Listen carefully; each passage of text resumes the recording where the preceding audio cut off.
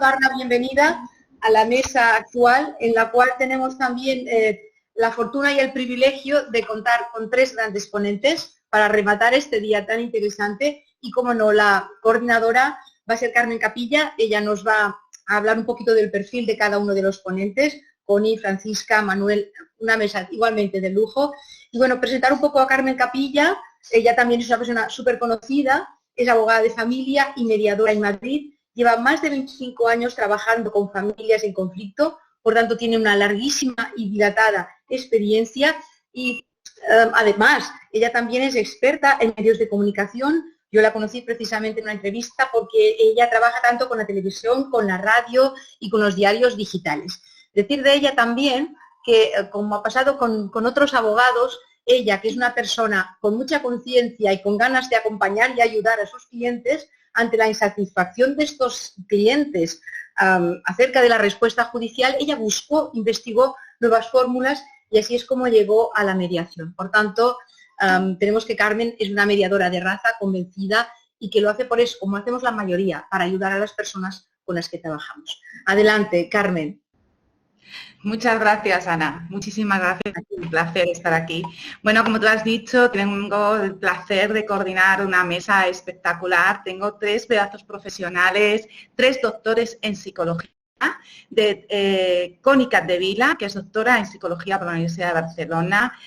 Además es coordinadora parental, experta en gestión de conflictos y mediación, una gran investigadora, tiene muchas publicaciones en el ámbito académico y de investigación, todo relacionado, gran parte de su trabajo relacionado con la mediación y la gestión de conflictos, y además es coordinadora de parentalidad. Manuel Rosales, doctor por la Universidad de La Laguna, es director del Centro de Estudios Universitarios de Mediación y Convivencia en su universidad, en la Universidad de La Laguna de Tenerife. Es secretario general de la CUEMIC, la Conferencia Internacional de Universidades para los Estudios de la Mediación y el Conflicto, y además forma parte del Fórum Estatal de la Coordinación de Parentalidad y ha dirigido la mesa relativa a la formación del coordinador de parentalidad, con lo cual es un lujo poder contar con él esta tarde y que nos cuente, porque ya hay un trabajo recién salido del horno y que nos va a exponer. Y Francisca Fariñas, doctora en Psicología por la Universidad de Vigo, es también directora de la Unidad de Convivencia y Resolución de Conflictos de la Universidad de Vigo, también cuenta con numerosas publicaciones entre libros, artículos académicos e investigación, todo lo relativo a la mediación y la gestión del conflicto, y también es vocal de la CUEMIC. Bueno, pues estos son los 3 ponentes que tenemos. Nos van a hablar de nuestra mesa, el perfil del coordinador de parentalidad y en situaciones de divorcio de alto conflicto. Entonces, si te parece, empezamos por Connie, si te parece. Vamos a tener pues 12 minutos aproximadamente y luego tendremos unos minutos para las preguntas que nos hagan los participantes. Hola, Connie. Buenas tardes a todos. Buenas tardes. Muchas gracias, Carmen, por tu amable presentación. También quisiera agradecer a Gonzalo Ruiz, a Ana Valle y a toda la organización por la invitación a participar en este primer congreso. Son unos temas de gran actualidad y seguro que saldremos todos reforzados para ser parte de la solución y no parte del problema en nuestras actuaciones.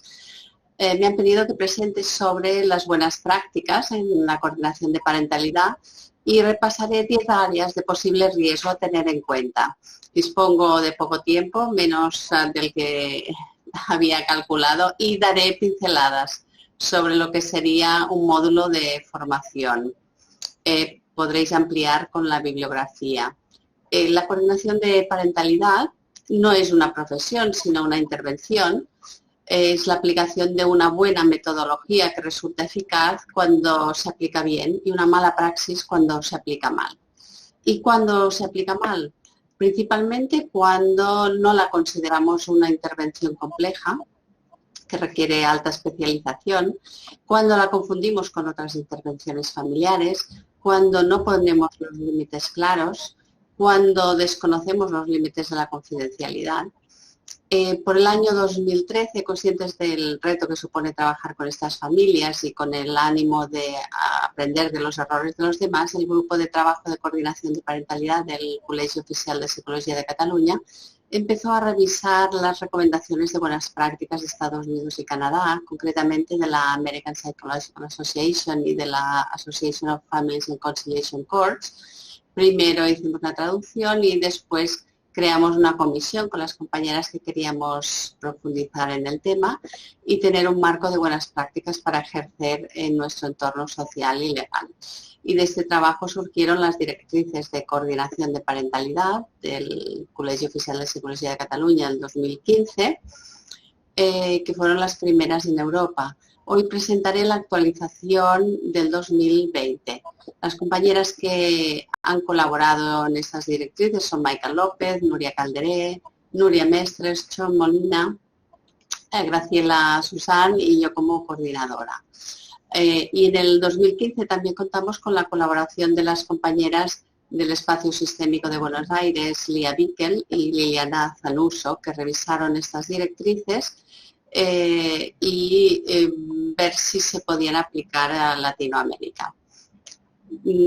Queremos compartirlas con la magistratura, con la abogacía, con los operadores jurídicos, etcétera. Bueno, entremos en materia. Para esta ponencia presentaré 10 áreas de riesgo potencial de mala praxis para el coordinador de parentalidad, para una reflexión compleja más que para evitar una sanción de una comisión deontológica. Podemos formularnos una serie de preguntas sobre estas 10 áreas. Déjame ver si puedo compartir la pantalla para que veáis. Voy a poner un momentito.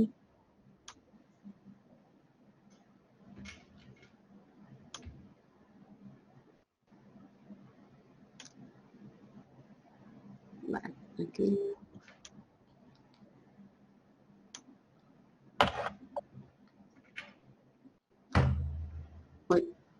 Hoy no, pues no sé. ¿La habías compartido? Sí, la había compartido, me salía doble. A mí me salía doble, por eso la he sacado, disculpa. A ver, compartir pantalla, ventana. Pues no me deja, vaya. Vuelvo, lástima.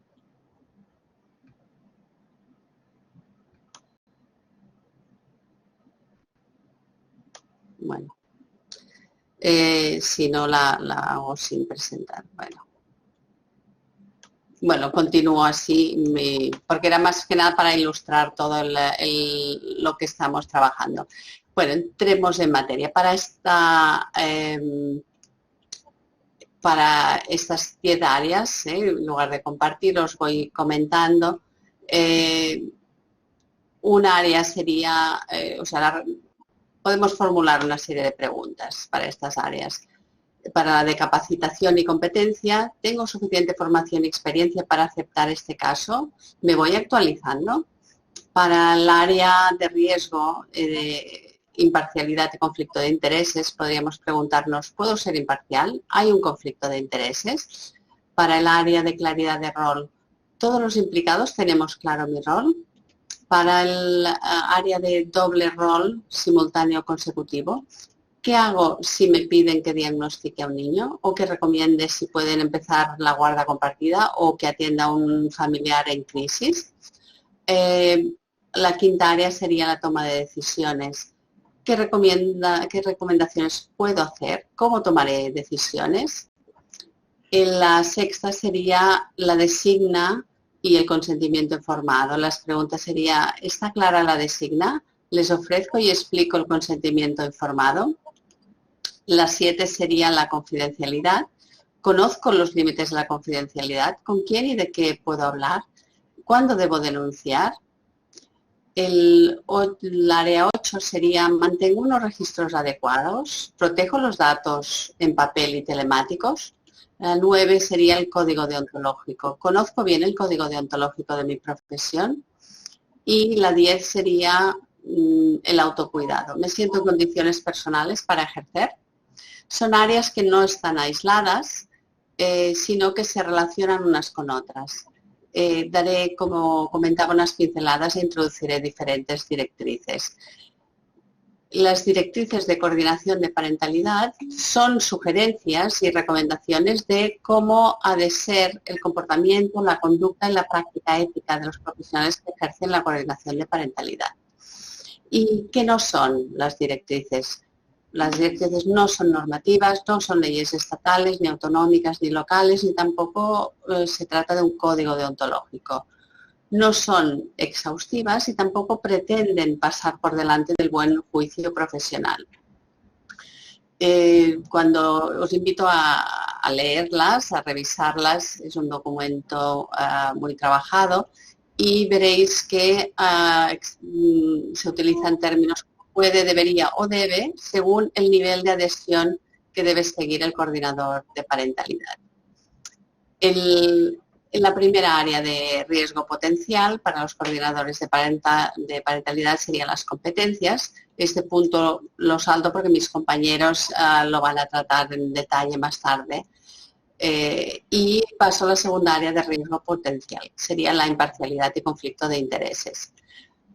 Puede llegarnos un caso sin que el juzgado sepa que puede suponer un potencial conflicto de intereses por cuestiones personales, profesionales, legales, que pueden comprometer o sesgar nuestro juicio profesional, nuestra eficacia y nuestra objetividad.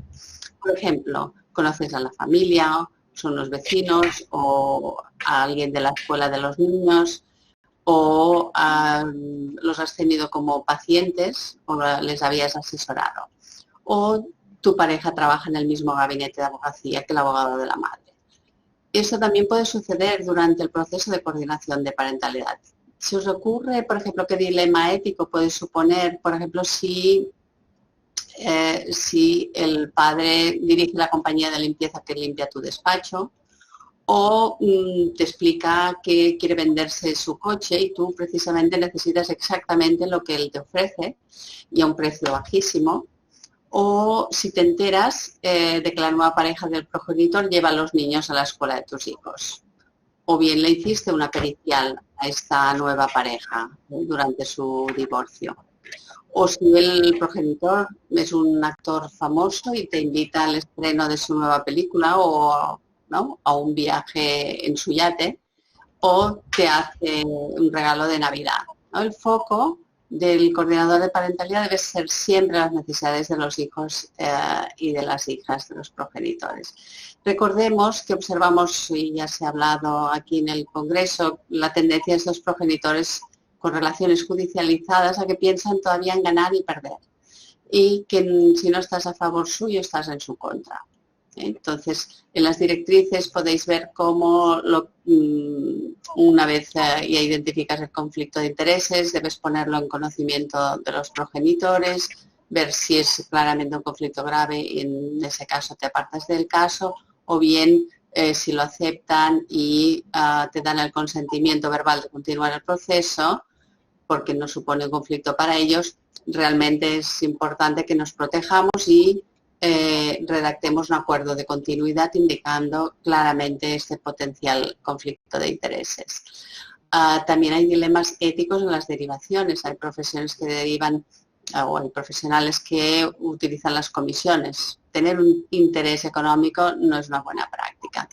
Otro punto importante podrían ser las diferencias de valores. Si tú compartes valores religiosos, culturales u otros con los progenitores, por ejemplo, ¿no? Tenía un caso que él era, en este caso, él era judío y la madre católica, y imagínate que el coordinador de parentalidad es judío y la madre siente que no le favorecen cuando están hablando de la circuncisión, por ejemplo, o a la inversa, ¿no? Que hayan temas que requieren una imparcialidad importante.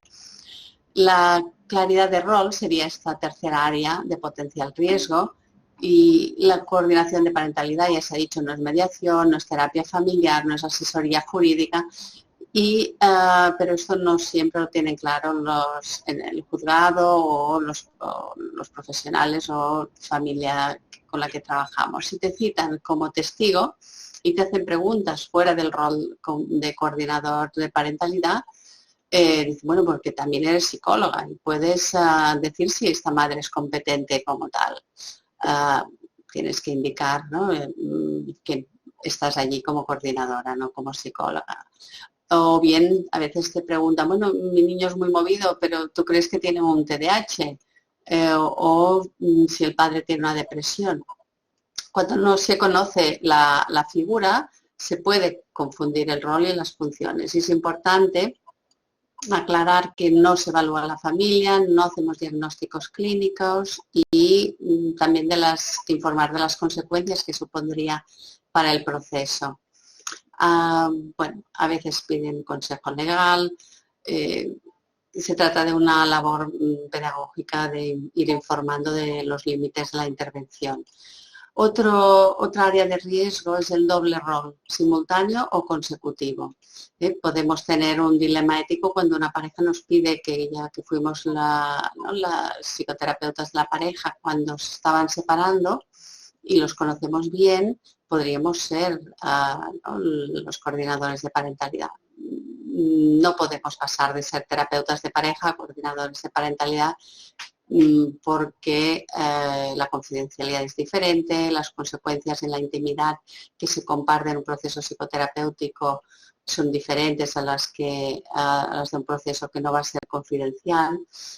También podemos encontrar en zonas donde hay pocos profesionales y quizás es el único psicólogo forense o el único coordinador de parentalidad. E incluso tienes el acuerdo de los abogados, la familia, para que aceptes, después de haber hecho una pericial, hacer una coordinación de parentalidad. Entonces, todo este tema es un dilema ético y que por más que la familia esté de acuerdo en que lo hagas, es importante considerar si las cosas no van en la dirección deseada por alguno, podrían llevar esta queja a un colegio profesional. Entonces, se trata de un doble rol. Es importante que al aceptar un caso, aunque nos digan que ya conocemos a la familia y demás, tenemos que saber que la relación profesional anterior conlleva una percepción de sesgo por parte de los implicados. Hemos hecho informes, qué es lo que hemos dicho, qué consecuencias ha tenido, etc. Continúo con las pinceladas. El nuevo rol de toma de decisiones, es importante que también lo diferenciemos de la coordinación de parentalidad. Cuando estamos facultados para tomar decisiones, ya sea por resolución judicial o por consentimiento de los progenitores, tenemos que tener en cuenta que estos serán por cambios menores. Debemos, en las directrices detallamos claramente cuáles son estos cambios menores y también los límites de las decisiones. Todo está especificado en las directrices, ver los límites de lo que podemos hacer o no. En la sexta área de riesgo potencial sería la designación y el consentimiento informado. Entrar demasiado rápidamente a intervenir por el deseo de ayudar a estos niños, niñas que están atrapados en el conflicto, sin establecer los límites al inicio, puede traer problemas. Y no es infrecuente que estos usuarios de la coordinación muestren dificultades de autocontrol y de falta de límites. Por eso es importante sentar las bases y el marco del proceso desde el principio. Es muy importante no iniciar el proceso sin haber aceptado la designación, porque allí habrá unos parámetros más claros de cómo intervenir. Tampoco sin el consentimiento informado, que sería el acuerdo de inicio o bien el contrato también se llama, para participar en la coordinación de parentalidad, que debe incluir no solo una explicación verbal, sino también un documento escrito que aborde todos los puntos que enmarcan la intervención y ayudan a poner límites. El punto o el área primaria de conflicto potencial sería la confidencialidad. Tienes un minuto, muy rápido. Podemos tener otras actividades profesionales que tengan otros requisitos de confidencialidad, ¿no? Ya sea psicoterapia, mediación, asesoría legal, que son confidenciales y ahora estamos en uno no confidencial. Y todo esto es muy importante. También que se explique bien a los progenitores, a los niños, niñas, adolescentes, a los profesionales con los que se coordina cuáles son los límites de la coordinación y también cuándo podremos denunciar o poner en conocimiento a las autoridades el maltrato, la violencia, ¿no? Si un miembro amenaza a otro de hacerle daño, de hacerse daño a sí mismo o de hacer daño a un tercero. El punto 8, el área octava, serían los registros, que debemos tener muy claros, ¿no? Bien detallados.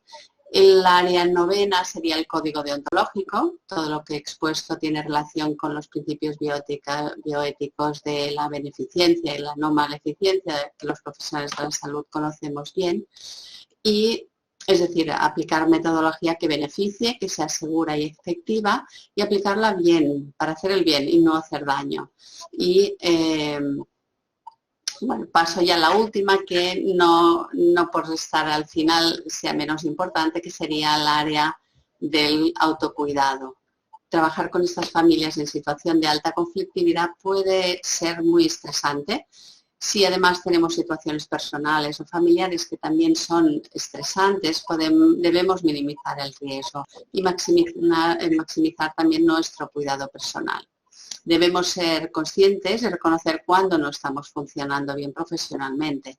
Por ejemplo, si perdemos la compostura con un progenitor difícil, si solo ver un correo de este progenitor nos produce una sensación corporal de ansiedad, si tenemos problemas personales, si hay un consumo excesivo de alcohol que interfiere en las habilidades para tratar a estos progenitores, deberemos tomar las precauciones necesarias para que no afecte el trabajo. En todo caso, seguir las directrices, buscar supervisión o consultoría o buscar ayuda psicológica para este problema.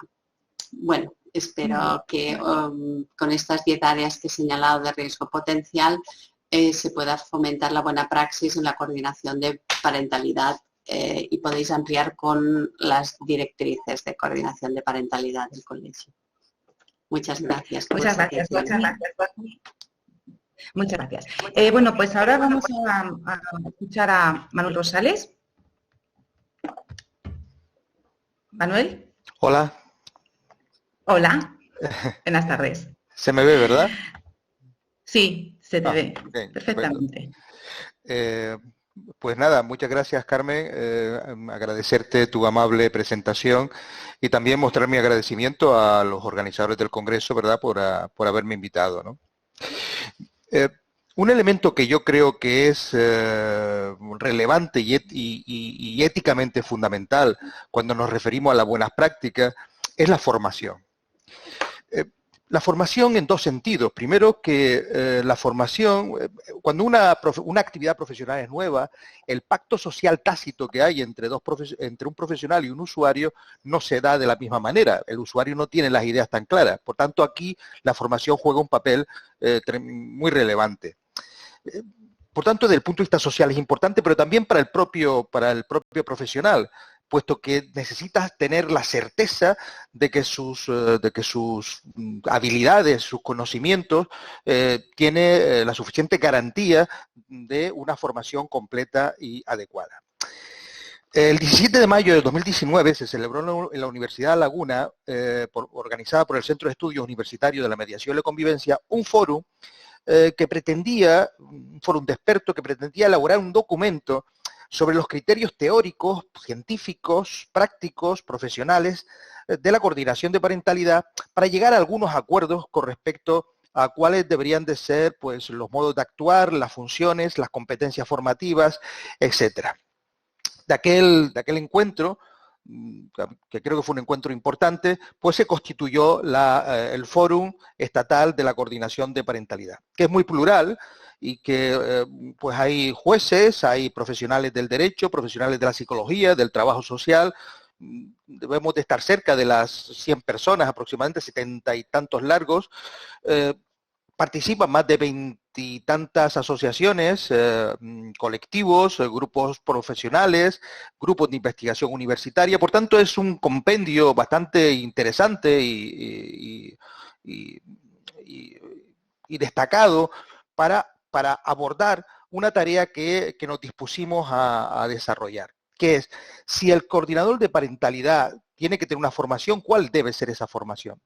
Estamos observando con mucha preocupación que empezaba a ocurrir algo que ha pasado con la mediación. Creencias, dispersión en la formación, diferentes formatos de actuar y diferentes procedimientos de actuar profesionalmente, y toda esta dispersión nos alertaba tremendamente que se podían casi matar antes de nacer la coordinación de parentalidad, o cuando ya estaban haciendo prácticamente abortar su desarrollo. A partir de ahí, pues, establecimos varios grupos de trabajo, y uno de los grupos de trabajo pues era el grupo de formación que intentaba construir o constituir un programa formativo que pudiera servir no para una asociación o para una universidad, sino para todos, para estar de acuerdo en cómo debería de ser la formación del coordinador de parentalidad en el Estado español. Fruto de ese trabajo se establecieron las competencias formativas que se requiere para que un coordinador de parentalidad pueda sentirse de alguna manera seguro a la hora de abordar su tarea profesional. Las competencias son 27, es decir, al final realmente surgieron muchas competencias, 27 competencias. Y nos dimos cuenta que esas competencias que estaban asociadas a las funciones que se habían establecido, porque se establecieron primero cuáles son las funciones de un coordinador de parentalidad o de una coordinadora de parentalidad, cuáles son las funciones. A partir de las funciones se empezaron a desarrollar las competencias. Como casi todo el mundo sabrá, una competencia es el conjunto de conocimientos, de habilidades o de actitudes que una persona tiene que adquirir para tener un aprendizaje suficiente para el desempeño de la actividad profesional, en este caso de la coordinación de parentalidad. De esas competencias, que casi podríamos agruparlas en seis grandes grupos, hay unas competencias relacionadas con conocer y comprender el marco jurídico y normativo, unas competencias relacionadas con las buenas prácticas, la ética y el autocuidado y el autoconocimiento, lo acaba de señalar Connie hace unos momentos. Ese es un tercer grupo, que son las competencias relacionadas con conocer y comprender los fundamentos y los procesos psicológicos y psicoevolutivos. Cuarto, las competencias relacionadas con la evaluación y el análisis del conflicto familiar, competencias relacionadas con el conocimiento de procedimientos y valoración e intervención de la coordinación de parentalidad, y por último, competencias relacionadas con la perspectiva y la violencia de género. Por tanto, esos 6 grupos, que suman al final 27 competencias, son los que han servido para conformar un programa formativo. El programa formativo que ha presentado la FECPA, aunque está todavía pendiente de algunos retoques, pero básicamente es un programa que planteamos que tiene que ser como mínimo de 300 horas. Esto choca un poco con la media que tenemos a nivel estatal. Si hacemos un recorrido de cómo anda la formación, nos damos cuenta que muy poca formación ni siquiera se aproxima a esta cantidad de horas. El programa indica no solo las horas, por supuesto, indica los módulos que tienen que desarrollarse, con las competencias que tiene que adquirirse en cada módulo, dice los contenidos, dice cuáles son los procedimientos de evaluación que se tienen que llevar, cuál es el balance de teoría práctica que es necesario en ese módulo.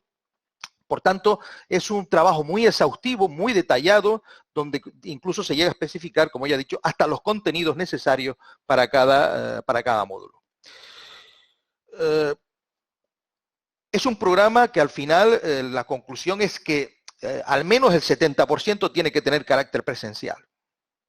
Y solamente se asume que hasta un 30% parece razonable que sea sencillamente online. El programa formativo que ha presentado la FECPA incluso señala el perfil que tiene que tener el profesorado que imparte cada módulo. Por tanto, digamos que cualquier entidad, cualquier universidad que quiera desarrollar un programa formativo, pues me parece que tiene aquí un espacio donde puede tener una referencia. Aparte de esto, la FECPA tiene previsto que establecer algún mecanismo de certificación de la calidad de la formación, siempre y cuando se ajuste o se aproxime a los criterios de este programa de formación que estoy describiendo. Por tanto, el programa tiene 3 partes. Hay un bloque formativo introductorio que tiene 4 módulos, un bloque formativo especializado que tiene 3 módulos y un bloque formativo aplicado que tiene un solo módulo, pero que es de 60 horas. Este es un poco el trabajo que se ha ido desarrollando en la FECPA y me parece que es un trabajo que puede ser un trabajo valioso. Desde luego, intentamos hacer frente a la dispersión de criterios formativos, de ideas de cómo tiene que ser un coordinador de parentalidad. Yo creo que estamos ante un verdadero problema y que creo que necesitamos llegar a acuerdos entre profesionales y académicos y asociaciones y colectivos profesionales para definir lo mejor posible el perfil profesional, las funciones profesionales y las competencias formativas. De esta forma es como creo que podemos consolidar lo que significa la coordinación o lo que queremos que signifique la coordinación de parentalidad. Con respecto a las funciones, pues digamos que se señalaron unas 6 funciones. La función de proteger y promover el bienestar integral de la infancia, la adolescencia y de las personas con capacidad modificada. La función de detectar, prevenir y evitar riesgos, situaciones de maltrato, violencia de género y otras formas de violencia en el contexto familiar. La función de realizar la evaluación del conflicto familiar, analizando las características, los sistemas, los procesos y elementos que desarrollan y mantienen la conflictividad. Elaborar informes y documentos del desarrollo de la propia intervención. Detectar problemas psicológicos que puedan afectar el proceso de coordinación de parentalidad y derivar a los profesionales que sean necesarios en ese caso. Y por último, una función importantísima que es desarrollar una función psicoeducativa. Aquí me gustaría señalar, una vez que es descrito, lógicamente estoy describiendo de manera muy somera las funciones, que hay una idea que yo creo que puede hacernos mucho daño, que es que un coordinador de parentalidad es como un mediador con un poquito más. Y esto creo que deberíamos de empezar a no pensarlo de esta manera. No es un mediador con un poquito más. Casi diría que la formación que requiere un coordinador de parentalidad tiene que ser una formación rigurosa, seria, amplia, interdisciplinar y por tanto la idea de que es una especie de mediación, podemos decir que del programa formativo que hemos establecido, probablemente la mediación puede formar parte en algún sentido, pero en un porcentaje muy bajo con respecto a lo que a veces se suele oír, ¿verdad? De que un mediador casi con un poquito más se convierte en un coordinador de parentalidad. No, la coordinación de parentalidad, al menos lo que hemos entendido en la FECPA, en el fórum, es que es una profesión compleja, que requiere una formación amplia y muy rigurosa para que realmente pueda dar los resultados que pretendemos. Muchas gracias.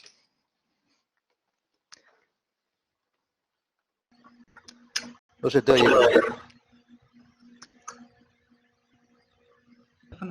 Quitamos el micrófono. ¿Se me oye ahora? Sí. Francisca. Pues bueno, empezamos. Sí, ¿puedo ya empezar, Carmen? Sí. Eso está ahí. Vale, gracias. 12 minutos, sí, o tal vez menos, ¿no? Nos ha regalado un par de minutos. Bien, vale. Bien. Gracias, Carmen. Bueno, quiero felicitar a todas las entidades que han participado en la organización de este congreso, a la vez que agradecer el que se me haya invitado a estar en esta mesa y en este caso quiero personalizar en Gonzalo, por ser la persona que me ha contactado. También quiero agradecer a Carmen por ser tan proactiva en su coordinación de mesa, para que nuestras exposiciones no se solaparan. Bien, cuando me han comunicado el título de la mesa, buenas prácticas para el ejercicio de la parentalidad, realmente tuve claro en qué debería enfocar esta intervención, pero además se me reforzó cuando los compañeros de mesa indicaron en que iba a centrar su exposición.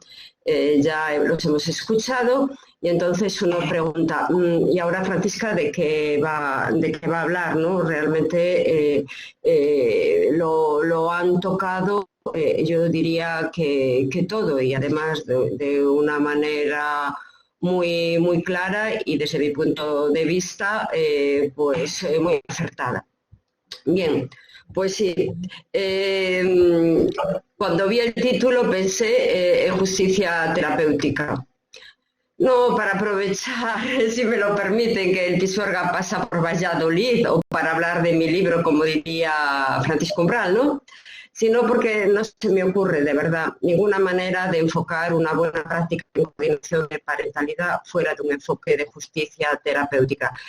Yo sé que algunos están diciendo, Francisca, como presidenta de la Asociación Iberoamericana de Justicia Terapéutica, nos está engañando y lo que quiere es hablar de su libro. De verdad que no.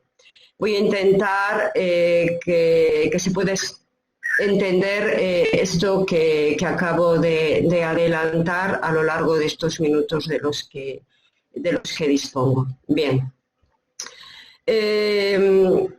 Los asistentes a este congreso, sin duda alguna, ya saben, e incluso ya algunos de los ponentes así lo han expuesto, que la literatura científica es tremendamente clara, estableciendo que el cese de la convivencia, la separación o el divorcio se considera uno de los eventos vitales más estresantes. Pudiendo, y esto aquí es lo importante, resultar traumático para todos los miembros de la familia, para los hijos e hijas, pero también para los progenitores. De alguna forma, los ponentes que me han precedido, y no en esta mesa, sino en las mesas anteriores, lo han venido poniendo en evidencia. Y no podía ser de otra forma porque, como decíamos, la literatura es clara. De tal forma es así que puede llegar a experimentar sintomatología similar al trastorno de estrés postraumático, repercutiendo no solo en su salud mental, sino también en su salud física. Pero nosotros lo que más nos interesa es cómo les puede afectar a su salud psicoemocional, ¿no? Porque al fin y al cabo es lo que puede de alguna manera explicar muchas de sus conductas, muchos de sus comportamientos. Bien. También todos los que estamos en este congreso sabemos que la coordinación de parentalidad se ha de enfocar a proteger el mejor interés del menor, el bienestar de los hijos y de las hijas. Esto todos lo tenemos claro porque así aparece en todas las guías, aparece en todos los trabajos de coordinación de parentalidad. Por lo tanto, no estamos diciendo absolutamente nada nuevo. Es correcto hacerlo de esta manera. Pero en mi opinión, tal vez este enfoque exclusivo en el bienestar de los hijos y de las hijas es insuficiente, puesto que considero que se debe también tener en cuenta el estado psicoemocional de los progenitores y enfocar también nuestra labor para que puedan mejorarlo, porque entiendo que es el cauce para que los progenitores puedan centrarse mejor en las necesidades de los hijos. Contexto que, por otra parte, busca la coordinación de parentalidad, siendo un objetivo primario de muchas de las intervenciones que el coordinador de parentalidad realiza. En este punto, recuerden que lo iba a enlazar con la justicia terapéutica, adelantar que la TJ, como principio general, busca que el sistema legal posibilite mejorar el bienestar psicoemocional de los usuarios de la justicia de todos, demandante, demandado, de víctima, de victimario, en casos de familia pues sería de todos los miembros. Fíjese que esto es tan relevante que en los últimos años también se empieza a debatir dentro de TJ cómo ha de afectar positivamente también a los propios operadores jurídicos. De alguna manera, aunque indirectamente, Connie decía, si estamos en una situación inadecuada, hablaba de los efectos del alcohol, obviamente esto sería ya en un extremo, ¿no? pero sí que no siempre estamos en un estado óptimo para enfocar estas intervenciones o cualquier otra, mismo la mediación o la evaluación forense o tomar decisiones por parte de los jueces o ayudar como abogados a una familia. Por lo tanto, la TJ le empieza también a preocuparse, cosa que no ocurría hace años, en cómo debemos de trabajar para que también afecte positivamente a los operadores jurídicos. Bien, volviendo a la coordinación de parentalidad, para que resulte eficaz la intervención de los y las coordinadores de parentalidad, requiere que el resultado sea positivo para todos los miembros de la familia. Es verdad que en especial para los hijos e hijas, ya he dicho que eso es lo que establece y de lo que partimos todos, pero también para ambos progenitores. Pero es más, en lo que deben de entender desde el inicio todos los miembros de la familia implicados directa o indirectamente en el caso, progenitores, nuevas parejas y abuelos. O dicho de otra manera, hacerles partícipes que trabajar en la coordinación de parentalidad supondrá mejorar la situación de todos los miembros de la familia.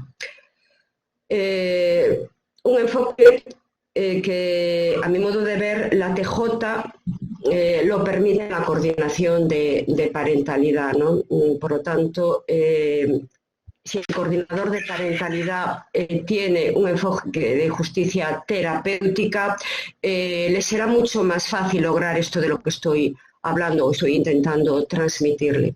Bueno, soy consciente que muchos ya saben que es justicia terapéutica o TJ, como le denominamos, pero presumo, y no será más que un presumir, que no todos. Por eso me atrevo a realizar una escueta introducción.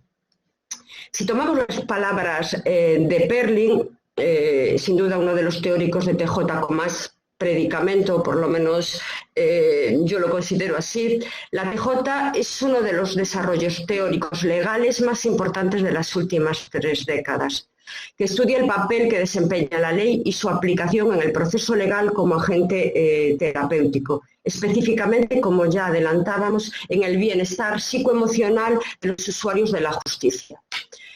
Bien, a la vez la TJ promueve y permite, y esto es lo importante, la humanización del derecho, las leyes y su aplicación, con efectos curativos y pacificadores en todos los ámbitos del derecho.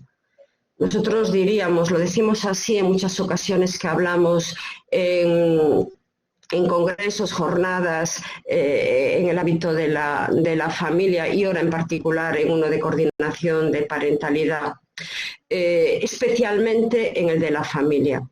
En todos los ámbitos del derecho, pero especialmente en el de la familia.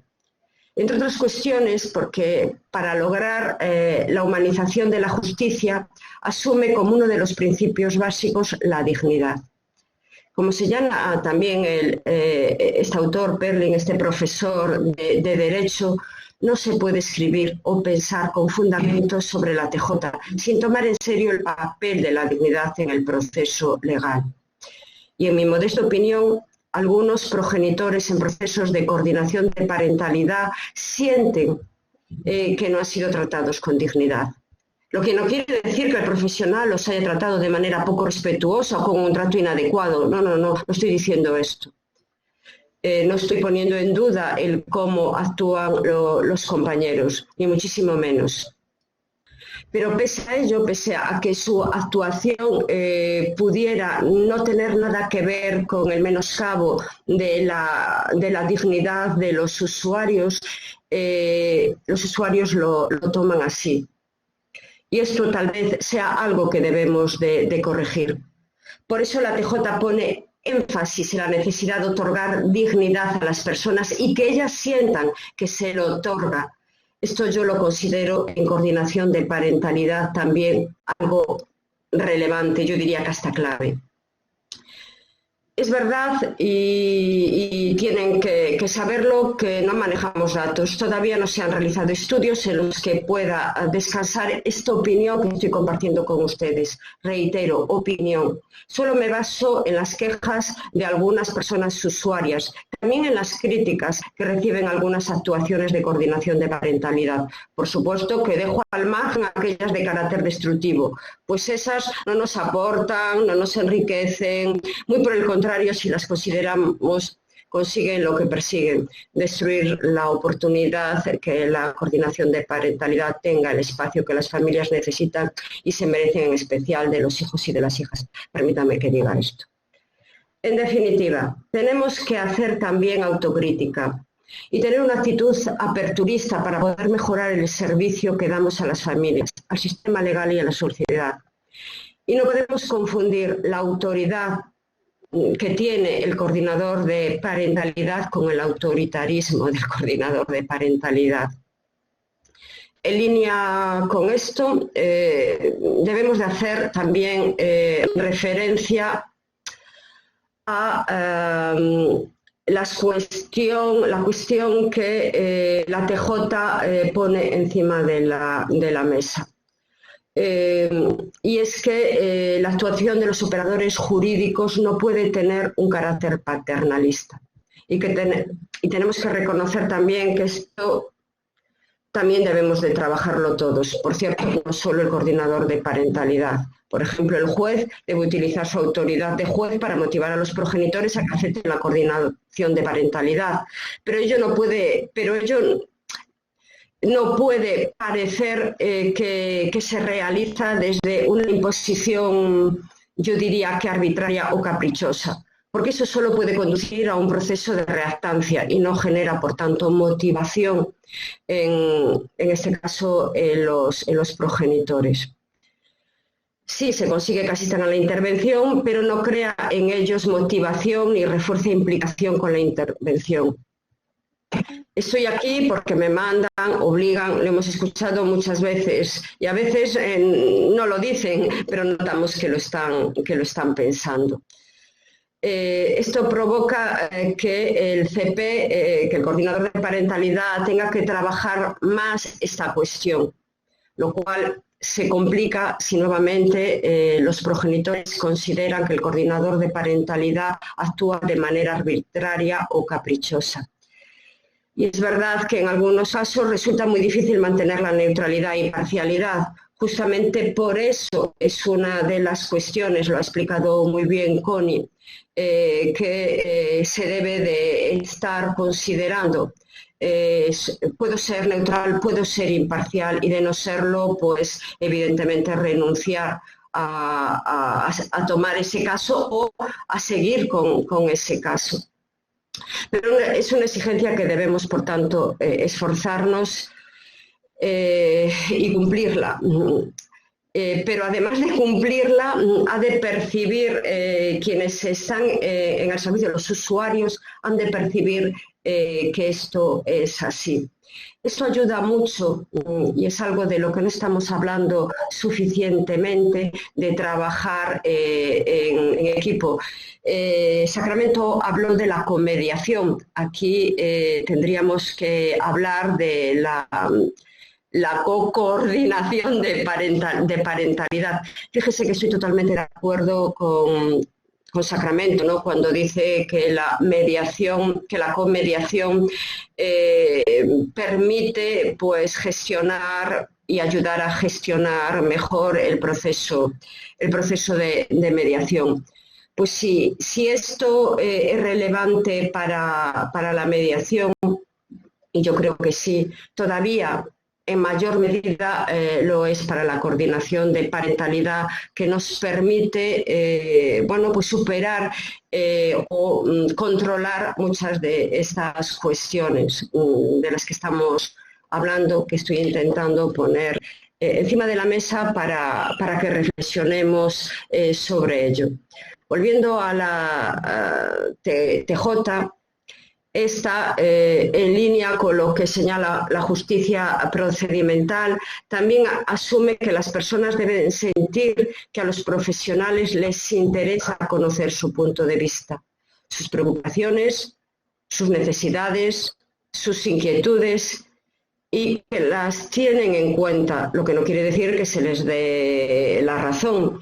Y esto realmente, cuando lo logramos, estamos avanzando mucho en ese proceso de coordinación de parentalidad. Así, en coordinación de parentalidad, esto me parece altamente relevante, que además cuando se aplica ayuda a que el coordinador de parentalidad conozca y entienda mejor esa familia y también su dinámica, y le permite generar respuestas más adaptadas a la familia con la que trabaja y alejarse de respuestas estereotipadas, que es otro riesgo de cualquier actuación profesional. Y la coordinación de parentalidad no es una excepción. También, como profesionales, podemos correr ese riesgo. Respuestas estereotipadas ante situaciones semejantes. Y aquí tenemos que volver a trabajar. No hay situaciones iguales. Sí pueden tener variables semejantes, pero justamente aquellas en las que se diferencian es lo que hace que esa familia sea caso único. Y es por lo que debemos de conocer cada una de las particularidades de esa familia. Bueno, no puedo dejar de decir también, no sé si excediéndome en el tiempo, que la TJ tiene por objeto no solo la resolución de los casos judiciales, sino también la causa que los motiva, lo cual me parece esencial en la coordinación de parentalidad. La TJ asume que al no ir a la raíz del problema, este permanece e incluso puede reforzarse, favoreciendo que las personas se mantengan en sus posiciones, en este caso dañando a sus hijos. Y como no nos cansamos de decir, y seguramente si alguien me ha escuchado en otra ocasión dirá, se está repitiendo, pues sí, no vamos a cansarnos de reiterar, dañando a sus hijos la mayoría de las veces sin saber que lo están haciendo. Bien, como bien sabemos, esto es que nos encontramos comúnmente con las familias en alto conflicto y que entendemos que el coordinador de parentalidad debe de asumir. Tampoco quiero obviar que lo ideal no es que solo los coordinadores de parentalidad tengan un enfoque de TJ, sino que la TJ propone que todos los operadores jurídicos y restantes profesionales que trabajan en el ámbito de la justicia o incluso fuera de ellos cuando trabajan con personas usuarias de la justicia o que van a serlo, piensen en los trabajadores y las trabajadoras sociales, tengan el enfoque de TJ y que coadyuven a buscar el bienestar emocional de sus clientes, de sus usuarios, etcétera.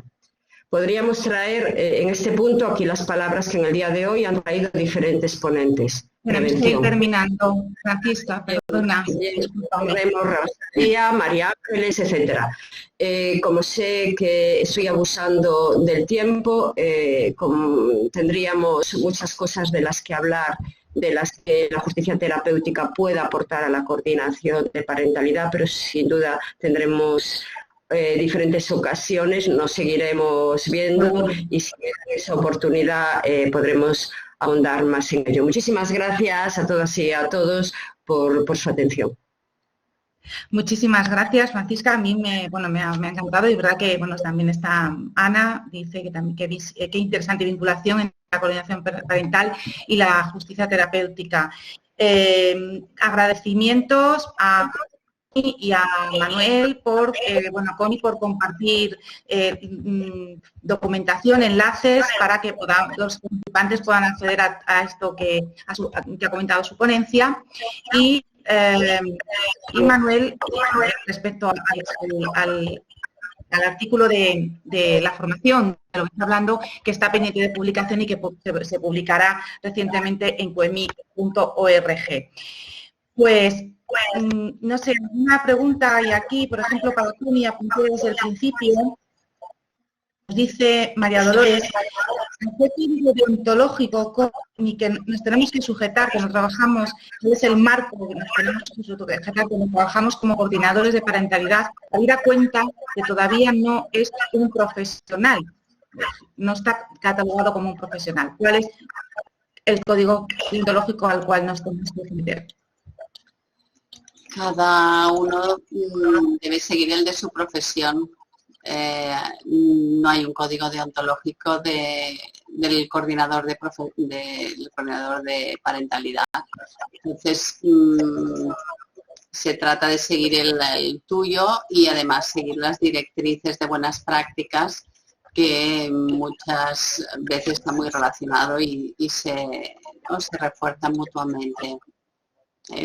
Por ejemplo, tenemos en del Colegio de Psicología, hay unos cuantos artículos que son los que tienen más riesgo de vulneración en casos de alta conflictividad y son los que no tienen relación con las relaciones con otros profesionales, con de coordinación, de colaboración interdisciplinaria o de duplicidad de intervenciones que se están realizando. La intervención, la confusión de rol, etcétera, ¿no? Hay varios que son los que tienen más riesgo. Pues nos dice, al hilo de esto, nos dice Susana que el código deontológico del coordinador parental también se está desarrollando en el Foro Estatal de la Coordinación de Parentalidad y que en breve tendremos nuestro propio código deontológico para aquellos que tenéis planteada esta duda. Pero bueno, de momento, como dice Connie, yo creo que sobre todo la ponencia de Connie está muy enlazada con esas buenas prácticas y eso es en realidad el código deontológico de todos los profesionales, ¿no? Entonces, al final, bueno, pues yo creo que va en esa línea, ¿no, Connie? Sí, muchas gracias. Muy bien. Pues no hay ninguna pregunta más. A ver... Bueno, muchos agradecimientos. Las ponencias han sido muy ilustradoras del código del coordinador parental, de su desarrollo formativo, que bueno, pues nos ha explicado Manuel y que próximamente tendremos publicado, con lo cual, bueno, pues es verdad lo que Manuel nos dice, ¿no? Evitar que no estemos dispersos en lo que requiere formación, sobre todo por los escrúpulos, ¿no?, que tenemos que tener y el cuidado y el mimo que tenemos que tener ante este nuevo profesional, que lo que sí que hasta ahora y mañana seguiremos y el sábado nos queda, bueno, pues vemos que es una figura muy necesaria para las familias. Pues muchísimas gracias a los tres. Carmen, muchísimas gracias. ¿Sí? Carmen, solamente recordar que mañana tenemos las comunicaciones y hay otras 7 intervenciones que van a hablar de interferencia parental, gestión de la complejidad de divorcios multiculturales, qué es necesario conocer antes del divorcio, soluciones y problemas. Otra ponencia es técnicas de comunicación verbal y no verbal en los conflictos familiares. Dos temas interesantes, teledivorcios y el futuro que se acerca. Otra, el impacto de los medios de comunicación a raíz de todo este tema que ha habido en los medios de comunicación. Y por último, experiencias de recuerdo de hijas mayores y las plataformas de coordinación de parentalidad que están lanzándose al mercado. Hasta mañana, muchas gracias. Pues hasta mañana, muchas gracias Gonzalo, gracias de nuevo a los ponentes de esta última mesa y gracias a todos los participantes y a los ponentes de esta tarde.